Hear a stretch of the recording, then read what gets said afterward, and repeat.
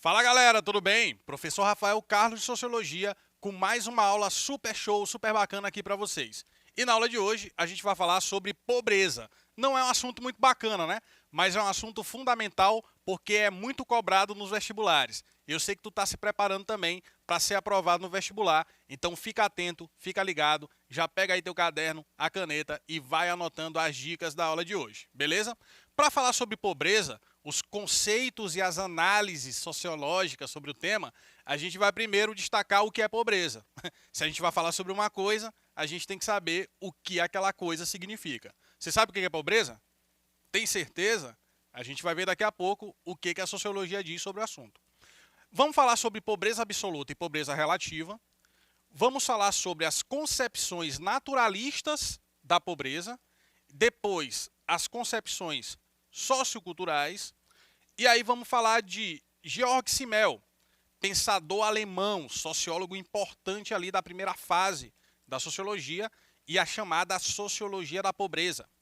Depois, os resultados da pobreza, as consequências da pobreza para as relações sociais. E aí tem um para finalizar, que é um resumão de tudo aquilo que a gente vê na aula de hoje. Ok? Bom, então para começar, vamos primeiro esclarecer o que é pobreza. Você sabe o que é pobreza? Pobreza, do ponto de vista filosófico, conceitual, existe pobreza quando a gente considera que alguma pessoa ou algum grupo vive numa situação social absolutamente inaceitável e injusta. Não tem as mínimas condições para conseguir sobreviver. Não tem, por exemplo, acesso à moradia, à saúde, à educação, à alimentação. A gente considera isso como uma pobreza extrema nesse caso, né? Mas a pobreza sempre é associada a isso, a ideia de injustiça, a ideia de inaceitabilidade de uma situação social. A pobreza também pode ser abordada, pode ser entendida pelo viés da ética e da política. Se a gente analisa por essa perspectiva da ética e da política, da vida pública, a gente chega a algumas considerações, a algumas perguntas. Vamos fazer essas perguntas? Vamos pensar um pouquinho? Primeiro, a gente deve sempre ajudar quem é pobre? O que vocês acham? Sim ou não? Pensa direitinho aí. De quem é a culpa por haver a pobreza? A culpa da pobreza é do próprio pobre? É do Estado? São das instituições? As instituições são responsáveis por isso? Né? É a sociedade? É o sistema econômico? Então, de quem é a culpa? De quem é a responsabilidade sobre a existência da pobreza? São perguntas bem difíceis, eu sei que é difícil. E, na verdade, não existe uma única resposta para essas perguntas. Mas eu vou tentar, na aula de hoje, te indicar alguns caminhos para tentar responder tudo isso que foi perguntado para ti agora no começo da aula. Beleza? Então, ó, se liga, fica atento, fica atenta para as dicas da aula de hoje. E a gente começa exatamente falando sobre a histórica perspectiva sobre aquilo que é pobreza. Eu vou citar como se encarava a pobreza em dois momentos diferentes. Na Idade Média e a partir da modernidade. Beleza? Então acompanha aí comigo. Quando a gente fala de Idade Média, a gente lembra que existe nesse momento histórico uma instituição chamada Igreja, que é a principal instituição social. Se a partir da modernidade o Estado ele ganha o protagonismo, na Idade Média a Igreja era protagonista. A religião tinha uma força muito significativa, até maior do que a política, certo? Então, vamos lembrar disso que é importante, a questão do contexto. Na Idade Média, a pobreza era um estado complementar da riqueza, o que faz muito sentido, né? Para a gente falar de pobreza, a gente tem que saber o que é riqueza, né? São termos que se complementam. Só que, ao mesmo tempo, a pobreza também é vista na Idade Média como uma condição de nascença. A pessoa é pobre porque ela nasceu pobre. Lembra que na Idade Média, diferente da atualidade, né, dos tempos atuais, a mobilidade social, para cima ou para baixo, ela era muito menor. Hoje em dia é muito mais fácil, muito mais viável existir a mobilidade social. O que é mobilidade social? É você ascender socialmente, né, ir para cima ou descer, ir para baixo. Na Idade Média, a sociedade era meio que engessada, né? Então, se você nascia ali numa família de servos, numa família de trabalhadores, a tendência era você continuar ali a sua vida toda. Assim também como se você nascesse na nobreza, a sua tendência era continuar nobre a vida inteira. Não existia essa mobilidade social tão grande como existe hoje. Então, ser pobre era praticamente uma condição de nascimento, assim como ser rico também, ou ser nobre, né, no caso. Beleza? Então, a pessoa nascia pobre e a tendência era continuar a vida toda sendo pobre. Não ia sair dali da pobreza. Era uma condição de nascimento. Inclusive, a própria religião oficializava essa perspectiva, dizendo que uns nasceram para rezar, outros para administrar e guerrear, e outros para trabalhar. E quem é pobre nasceu para trabalhar, por essa visão ali da Idade Média. Beleza? Ou seja, a pobreza é algo incontornável, porque a pessoa já nasceu ali na pobreza e ela vai morrer pobre também. Não se tem essa possibilidade de sair da pobreza, ok? Só que aí, na Idade Moderna, as coisas mudaram. Porque o modelo de produção feudal da Idade Média vai sendo gradativamente abandonado por aquilo que a gente chama de capitalismo moderno. E a sociedade estamental relativamente rígida da Idade Média, ela cede espaço para um novo modelo de sociedade, a sociedade de classes, onde existe, como a gente já falou, uma possibilidade de mobilidade social bem mais profunda, bem mais intensa do que era antes. Na Idade Moderna, o indivíduo, a pessoa, ganhou cada vez mais lugar no imaginário social e passou a ser responsabilizado pela própria pobreza, seja por incompetência ou por preguiça. Então, de certa forma, o capitalismo transformou o que era a condição de nascença em condição do indivíduo.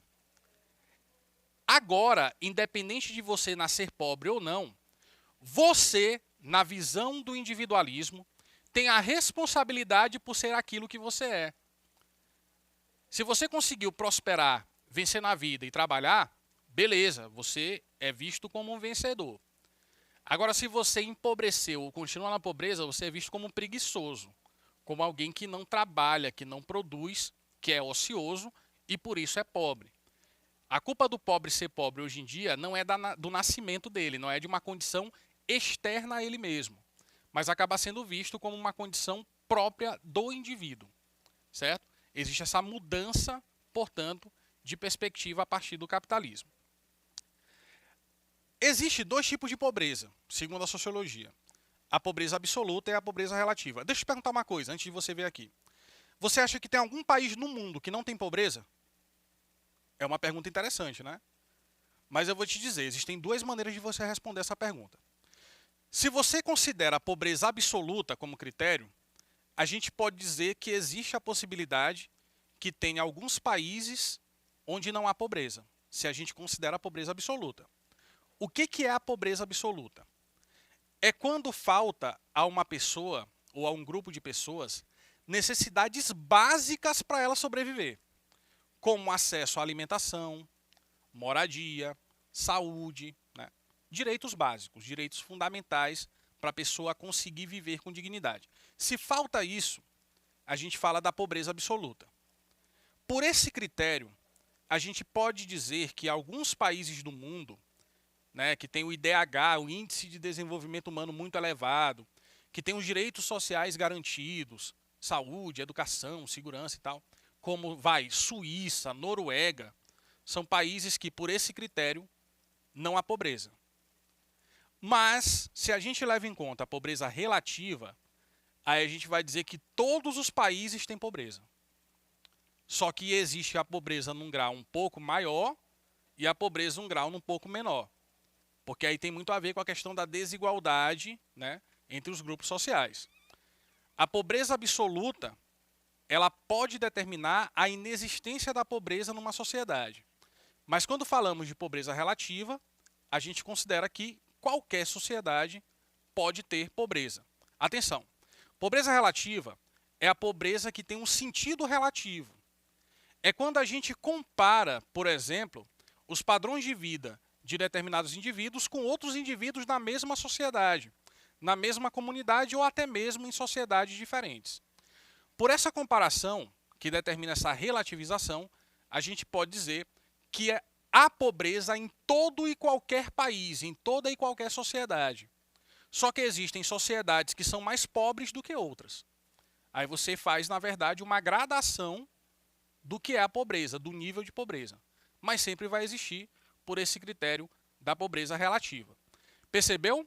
A pobreza absoluta ela tem um critério objetivo. É a ausência de necessidades básicas, a falta de alimentação, de moradia e etc. A pobreza relativa não tem um critério objetivo. Ela é um critério comparativo. Você compara a condição de vida de um grupo social em relação a outro. Beleza? E aí a gente segue, então, para falar das concepções naturalistas de pobreza. Se eu te disser que teve gente aqui no Brasil que já disse que o Brasil não daria certo porque aqui o clima é tropical, tu acredita? Já teve. Alguns pensadores, inclusive brasileiros, ali no final do século XIX para o começo do século XX, acreditavam nisso, de que o Brasil seria um país pobre e subdesenvolvido por causa do clima. Por quê? Porque aqui faz calor. E supostamente o calor deixaria as pessoas preguiçosas. E as pessoas preguiçosas não produzem e trabalham tanto quanto aqueles que não são preguiçosos, que vivem no frio, portanto lá na Europa, por exemplo. Tu tá pensando que é brincadeira, mas é verdade. Já teve gente que disse isso. E não foi qualquer pessoa, foram intelectuais que consideraram o clima, as condições climáticas, como critério para explicar a pobreza que existe no país. A gente chama isso de concepção naturalista sobre a pobreza. Acompanha aqui comigo, ó. Nessa concepção, nessa ideia naturalista, relaciona-se a pobreza à influência climática, parece até piada, mas é verdade, ou a incapacidade inata para a construção do saber. Aí é o seguinte, naturalista pode ser porque você associa a natureza, natureza mesmo, tipo clima, natureza. Ou então a natureza humana, entendeu? A questão, por exemplo, da miscigenação racial. Sabemos que no nosso país nós temos uma população muito misturada, miscigenada, né? Brancos, negros, indígenas, a relação entre esses povos e tal. E aí muita gente acreditava que a miscigenação levaria o Brasil a ser pobre. Não é uma questão econômica, entendeu? É uma questão da natureza do povo. É uma questão de uma incapacidade inata que a miscigenação acabou trazendo para o povo brasileiro. O nome disso é concepção naturalista. Beleza? O calor deixaria as pessoas preguiçosas, né, o exemplo disso. Ou a miscigenação, a mistura racial, diminuiria a inteligência e a capacidade das pessoas. Muitos intelectuais brasileiros, como Nina Rodrigues, Silvio Romero e Euclides da Cunha, acreditavam nessas ideias. Afirmavam que o povo brasileiro estaria fadado à degeneração e à falência da nação por causa da mestiçagem, por causa da mistura racial. O nome disso é concepção naturalista de pobreza, porque associa-se a uma ideia de inatismo, de natureza humana ou de condição climática, de determinismo biológico ou determinismo geográfico. Beleza? Só que na sociologia a gente desconsidera isso. A gente leva em conta as concepções socioculturais. Nas concepções socioculturais, a pobreza e a desigualdade está em torno de categorias como classe, gênero, etnia, geração, e leva em conta o processo de construção, de formação das relações sociais. Então, por exemplo, na concepção naturalista, a maioria da população pobre no Brasil é negra porque é negra. Entendeu? A maioria da população pobre é negra pelo fato racial. Na concepção naturalista. Na concepção sociocultural, a maioria da população pobre é negra porque houve escravidão no Brasil. E a escravidão no período colonial era a escravidão do negro africano. Isso colocou os negros durante muito tempo numa condição de submissão, de inferioridade social. E isso faz com que exista o racismo e a discriminação até hoje. Entendeu a diferença? Pois é. A concepção naturalista leva para um lado, a concepção sociocultural explica de outra maneira. Beleza? Georg Simmel e a sociologia da pobreza. Quem é Georg Simmel? É um pensador da sociologia alemã, um dos grandes pensadores da sociologia alemã, e ele desenvolve uma ideia muito interessante sobre o pobre. Primeiro, para Simmel, o pobre não é só pobre, ele é também cidadão. Então existe pelo menos um critério que equaliza, que igualiza o pobre ao rico. Tanto o rico quanto o pobre são cidadãos. O pobre não é só pobre, o rico não é só rico, mas ele é pobre e cidadão, assim como o rico também é cidadão. Se a gente leva em conta a cidadania, isso iguala todo mundo. Exemplo, na eleição. O voto de um pobre na eleição, ele vale o mesmo voto de uma pessoa rica. O pobre votando vale um voto, o rico votando também vale um voto. Entendeu? Então existe um critério social que igualiza, que deixa no mesmo patamar pobres e ricos. O que muda é a condição socioeconômica. Mas em termos de direitos e deveres, todos são cidadãos. Se o pobre também é cidadão, quer dizer que o pobre ele tem o direito de ser atendido pelo Estado naquilo que o Estado deve garantir para ele, enquanto cidadão. O acesso aos direitos sociais, por exemplo. Beleza? Enquanto tais, enquanto cidadãos, os pobres participam dos direitos que a lei atribui à totalidade dos cidadãos, de acordo com a obrigação do Estado de prestar assistência aos pobres. Então, o pobre ele tem o mesmo direito social que o rico tem. E cabe ao Estado a tentativa de garantir a essas pessoas o acesso a esses direitos, porque eles também são cidadãos. Eles não são excluídos, né, da cidadania. Eles também têm os mesmos direitos que qualquer outra pessoa. Essa dimensão da cidadania do pobre, que é resgatada pelo Simmel, recoloca a discussão da pobreza no âmbito da política e na responsabilidade da sociedade civil e do Estado. Então, por essa ideia, o Estado também é culpado pela pobreza. Não é só a questão da desigualdade socioeconômica, do sistema, né?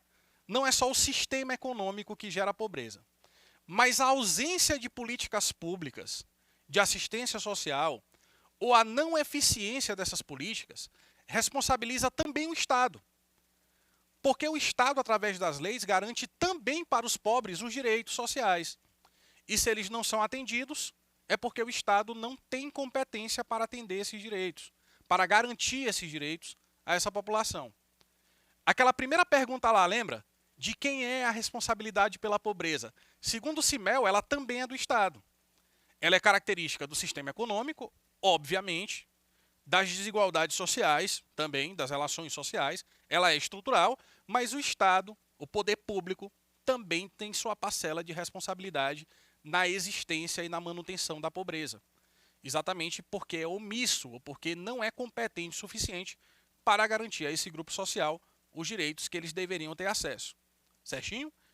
E aí, para a gente finalizar, os resultados da pobreza. A pobreza tem diversos resultantes, né? A pobreza não é uma coisa que vem só, ela sempre vem acompanhada de outras mazelas, de outros problemas. A taxa de mortalidade, por exemplo, geralmente onde há pobreza, ela é muito alta, tanto a mortalidade comum quanto a infantil. Baixa expectativa de vida, pouco acesso à educação e serviços de saúde, o que acaba mantendo o ciclo vicioso da pobreza, porque se o pobre não tem acesso à educação de qualidade, ele não vai ter uma formação boa para garantir para ele no futuro um bom emprego e ele começar a sair dessa condição, entendeu? Então vira um ciclo vicioso. Sair da pobreza é um desafio para qualquer pessoa, né? Pois a pobreza pode se tornar, como a gente citou, um ciclo vicioso. A falta de oportunidade significa que dificilmente conseguirão obter condições de estudo, de preparo para um bom emprego e com isso continuarão ali no mesmo, na mesma condição social. Para finalizar, seja qual for a definição, é evidente a estigmatização dos indivíduos pobres, que sofrem esse processo de rotulação, de preconceito, de estereotipação, e constantemente relaciona-se o pobre à violência, à criminalidade, ao desvio social. São muitas vezes vítimas de preconceito também, não é isso? E sendo percebido dessa forma, a pobreza evidencia os processos históricos que desencadeiam em condições precárias de sobrevivência, ao mesmo tempo que mostra o despreparo do poder público em lidar com problemas sociais básicos, com a garantia de direitos sociais que está, inclusive, na nossa Constituição. Com isso, meus queridos, finalizamos mais uma aula de Sociologia. Espero que tenha sido proveitosa para vocês e a gente se vê numa próxima aula. Tchau, tchau.